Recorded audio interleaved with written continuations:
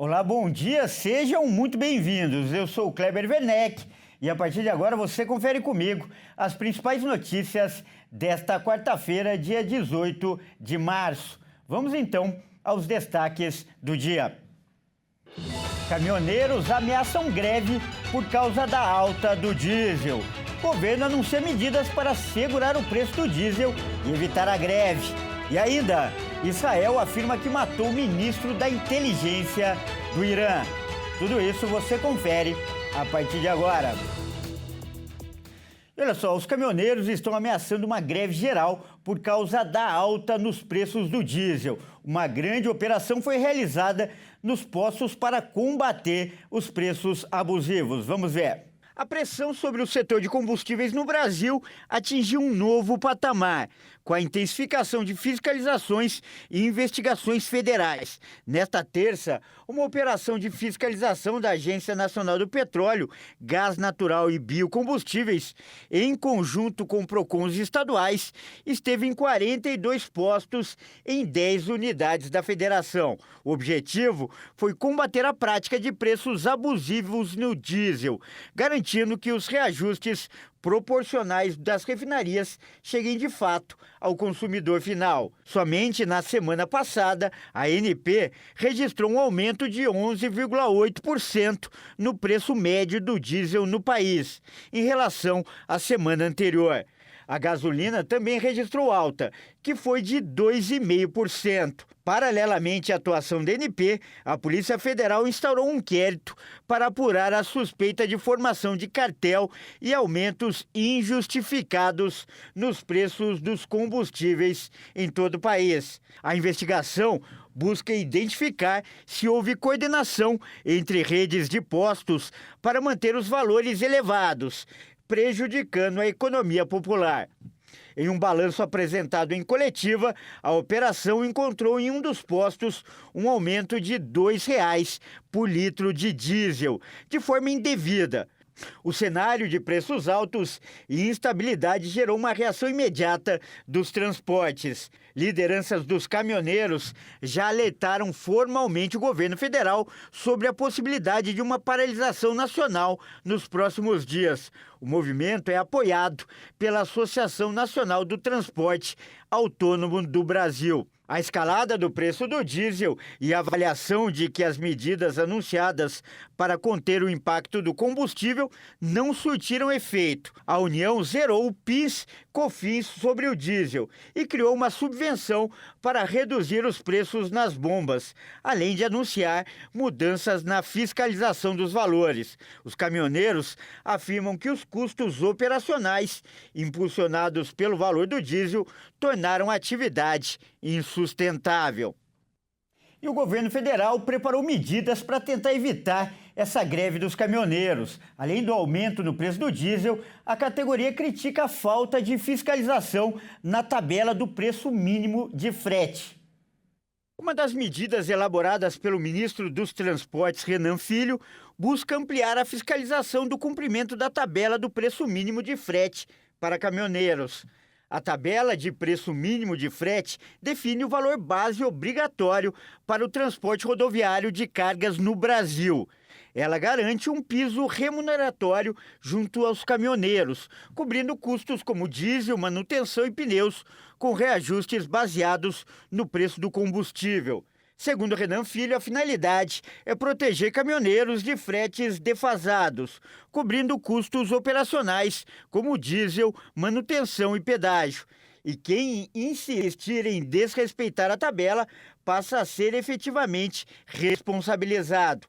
O anúncio vem em meio às críticas dos caminhoneiros ao governo, o que pode culminar em uma greve. A categoria atribuiu o movimento ao reajuste do diesel nos postos de combustível, em decorrência da alta do petróleo provocada pelo conflito no Oriente Médio. O setor também reclama dos custos com pedágios e tags obrigatórias. O ministro da Fazenda promete ampliar a pressão sobre os estados para que eles reduzam o ICMS sobre os combustíveis e para que os preços sejam fiscalizados. O governo deve fazer, inclusive, uma proposta de redução e não descarta apresentar um plano de compensação aos estados pelas perdas de recursos. A maior parte dos estados resiste em reduzir os tributos, principal fonte de arrecadação. E a maior parte do mercado espera para hoje um pequeno corte na taxa de juros da economia na reunião do Copom. Mas as apostas sobre a manutenção da Selic cresceram após a alta do petróleo provocada pela guerra no Oriente Médio. O Comitê de Política Monetária anuncia por volta das 6h30 da noite a taxa básica de juros, que vai valer pelos próximos 45 dias.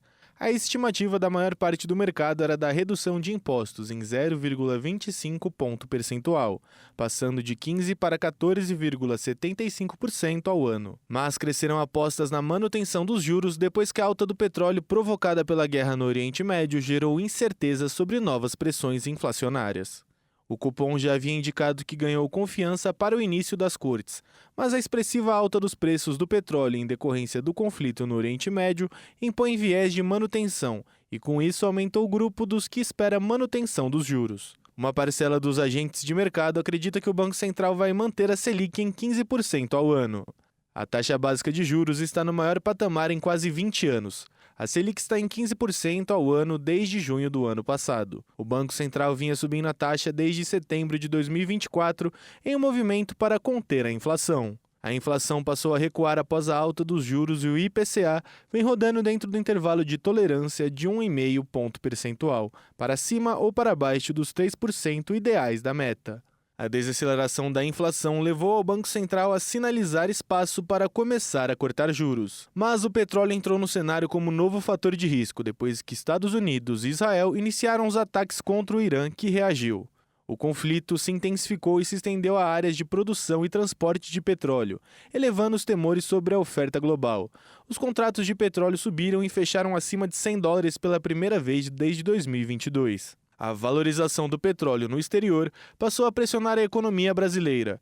Isso porque, apesar do país produzir mais barris do que consome, as refinarias precisam complementar a produção nacional com o petróleo importado para o processamento.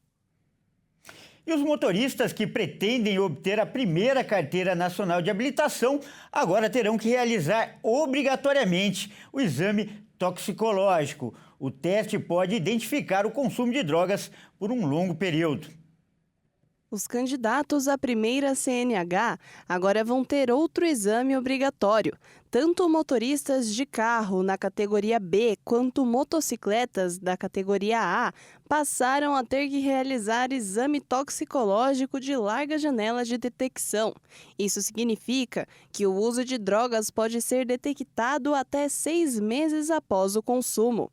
A exigência aprovada pelo Congresso Nacional amplia uma regra que anteriormente era aplicada apenas a condutores profissionais das categorias C, D e E. Com a mudança, o teste passa a integrar o processo de habilitação inicial para veículos leves, além de continuar obrigatório para motoristas profissionais, especialmente nas etapas de renovação da carteira. A análise, que permite identificar o consumo de substâncias, é feita a partir de amostras de cabelo. A proposta tem como objetivo reforçar o controle sobre o uso de drogas, que podem comprometer a capacidade de condução, contribuindo para reduzir riscos de acidentes no trânsito. O exame é capaz de detectar diversas substâncias que afetam diretamente o sistema nervoso central e podem comprometer reflexos, atenção e a capacidade da tomada de decisões ao volante. E as reprovações para tirar a carteira de motorista caíram bastante no Mato Grosso do Sul. E o que está fazendo tanta diferença é que agora não é mais exigida a prova de baliza, aquela para estacionar o veículo. Desde a mudança em 26 de janeiro de 2026 para avaliação prática na Carteira Nacional de Habilitação, o Detran de Mato Grosso do Sul viu as reprovações despencarem com o fim da obrigatoriedade na baliza nos testes de pista. O novo exame prático de direção facilitou a aprovação e adequou a avaliação às necessidades contemporâneas de condução. Nos últimos anos, a tradicional baliza se consolidou como a principal causa de reprovação. Com a nova metodologia, os candidatos realizam utilizam percursos em vias públicas, onde devem executar manobras como conversões e estacionamentos laterais, sem a necessidade de se submeter a testes no pátio. Segundo dados dos exames realizados em dezembro de 2025, 33,8% dos exames realizados resultaram em reprovação. Dentro das categorias, os números são alarmantes. Apenas 65,7% dos candidatos da categoria A e 57,3% da categoria B foram considerados aptos. A reprovação na baliza foi responsável por uma grande parte desse resultado, em que os candidatos falhavam em manobras simples, como o estacionamento entre cone e linha e o posicionamento do veículo. Comparativamente, os dados de fevereiro de 2026 mostram uma significativa melhora nos índices de aprovação. Em nota, o Detran reconhece que, comparando os dados de exames práticos de 2025 e 2026, observa-se considerável alteração no índice de aprovação das avaliações. Além de abolir a baliza, a nova abordagem do Detran também introduz uma metodologia de pontuação que favorece a adaptação do candidato à condução segura. Agora, os candidatos começam com nota 0 e podem acumular até 10 pontos por infrações, o que contrasta com as regras anteriores que eliminavam automaticamente quem cometia a quarta infração. Essa mudança é vista como uma tentativa de reduzir a pressão durante a prova, permitindo ao candidato errar vez ou outra, desde que não cometa infrações graves. As novas diretrizes seguem normas do CONTRAN, Conselho Nacional de Trânsito, e estão em linha com as práticas de outros estados, em que já se observa uma redução significativa nos índices de reprovação. O Detran-MS informou que, a partir de agora, os testes de habilidades de direção se aproximarão cada vez mais das situações reais das ruas, permitindo que os novos motoristas se tornem profissionais mais capacitados e conscientes das responsabilidades que vêm com a CNH. E veja a seguir, Israel afirma que matou ministro da inteligência do Irã. E ainda, São Paulo enfrenta o Atlético hoje para defender a liderança do Brasileirão. Nós voltamos já.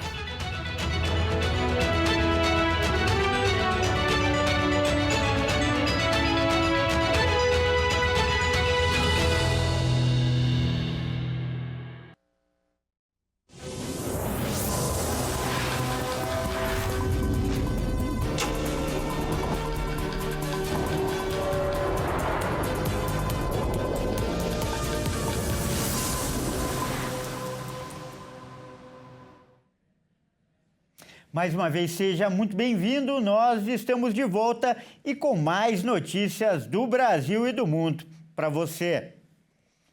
E olha só, a patente de uma substância usada em medicamentos como o Ozempic irá expirar no Brasil nesta sexta-feira. E isso dará poder para outras empresas desenvolverem medicamentos à base do composto, abrindo caminho para concorrentes e até mesmo para uma redução de preços.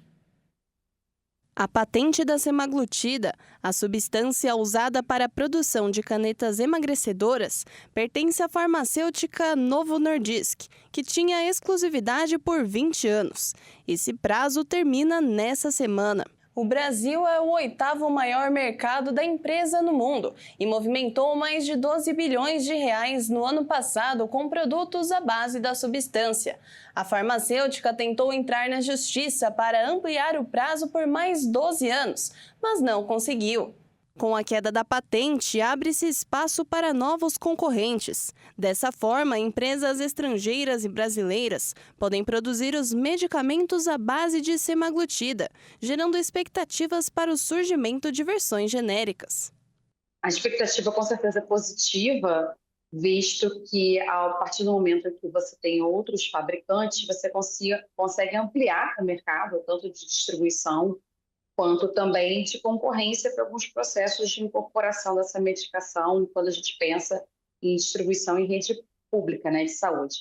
Os produtos passarão por um processo de regulamentação da Anvisa, que analisará os dados de qualidade, segurança e eficácia para comprovar se elas, de fato, são equivalentes à semaglutida original. O fim da patente não significa novas versões aparecendo automaticamente no mercado. O lançamento de uma versão nacional depende de autorizações e ainda pode sofrer atrasos caso surjam obstáculos, principalmente ligados à importação de insumos e à distribuição para as farmácias.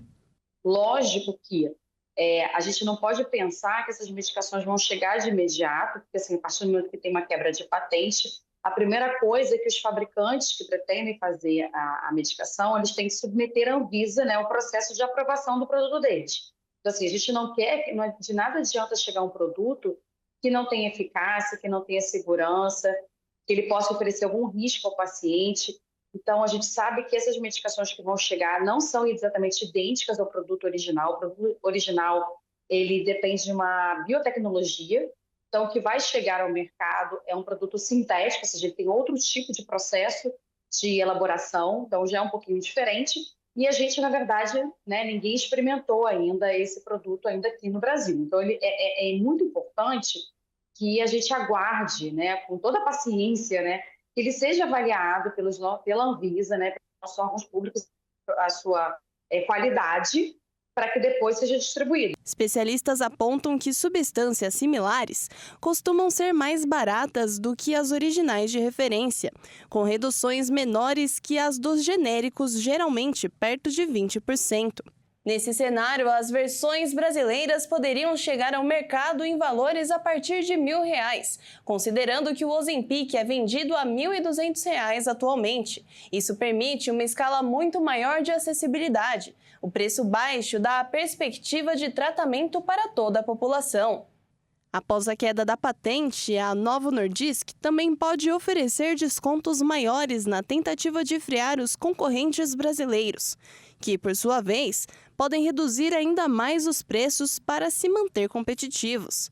Por enquanto, porém, os pacientes só devem ter mais clareza sobre os valores quando os primeiros produtos forem aprovados.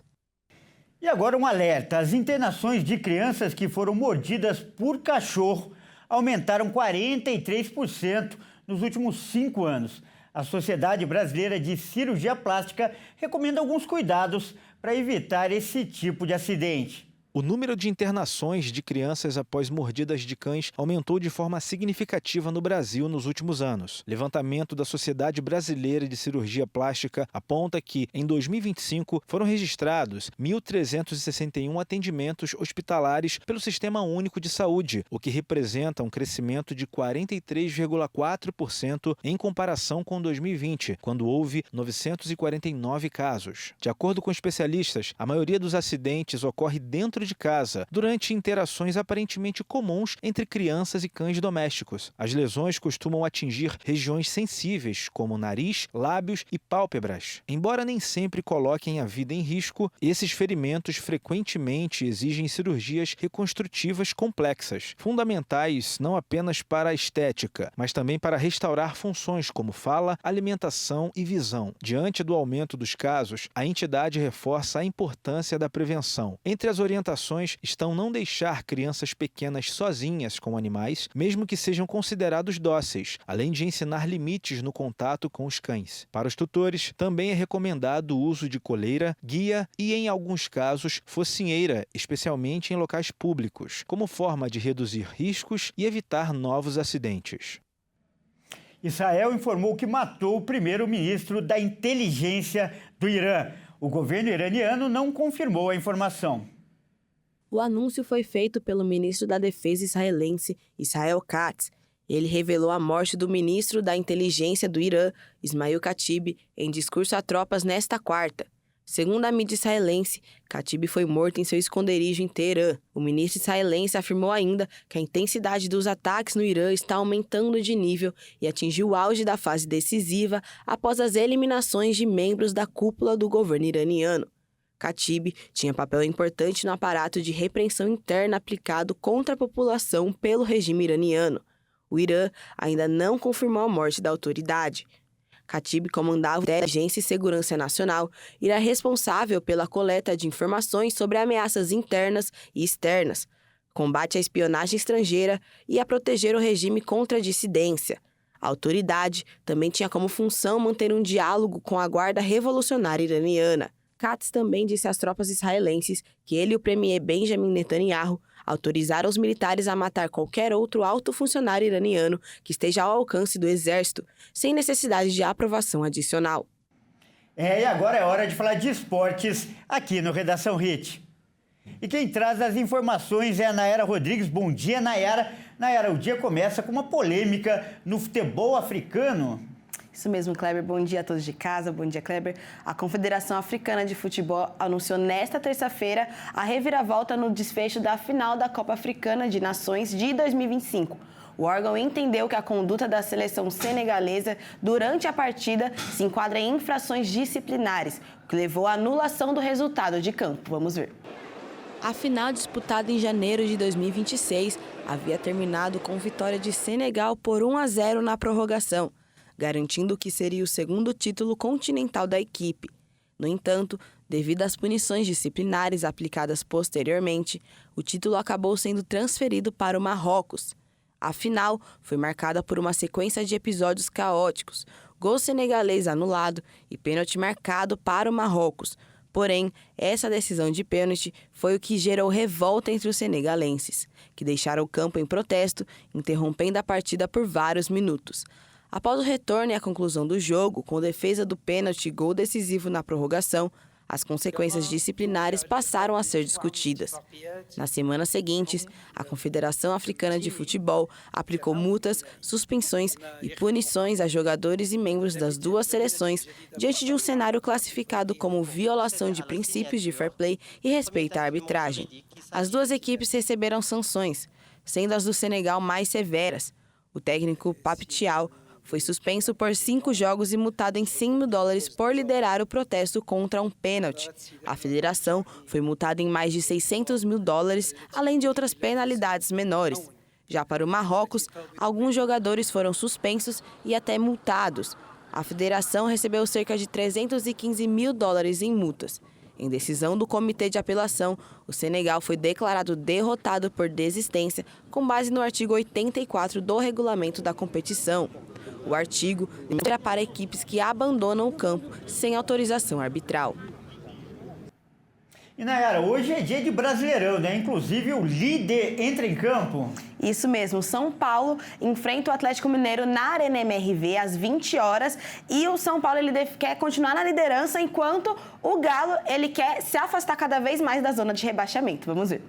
Momentos diferentes da competição, Atlético Mineiro e São Paulo entram em campo hoje na Arena MRV às 20 horas, em partida válida pela 7ª rodada do Campeonato Brasileiro. O São Paulo faz uma campanha histórica que supera os números da época do tricampeonato nacional entre 2006 e 2008. Naquele período, o São Paulo somou 12 pontos nas 6 primeiras rodadas em 2006, 10 pontos em 2007 e apenas 9 em 2008, voltando a fazer um início assim somente na temporada de 2011, quando venceu os 5 primeiros jogos e acabou sendo derrotado na 6ª rodada, e então na deste ano. Já o Galo já tenta se manter fora da Z4. O time mineiro está em 16º lugar, ocupando a última posição antes da zona de rebaixamento, com 5 pontos somados até o momento. Na última rodada, o São Paulo comemorou uma vitória de virada por 2-1 diante do Bragantino fora de casa, enquanto o time mineiro foi derrotado em casa por 2-0 diante do Vitória. Para este duelo, o time de Roger Machado lida com desfalques. Rian Francisco e Paulinho seguem fora por questões físicas. O Galo tem desfalques no sistema defensivo. O zagueiro Juan Tressoldi está suspenso pelo 3º cartão amarelo, enquanto o Vitor Hugo, devido a uma lesão na panturrilha esquerda, ainda é dúvida. Muito obrigada, eu fico por aqui. Uma ótima resto de semana para vocês. Muito obrigada. Muito obrigado, Nayara, e até mais. Essa edição também fica por aqui. Eu agradeço demais a sua companhia. Uma ótima tarde e até mais.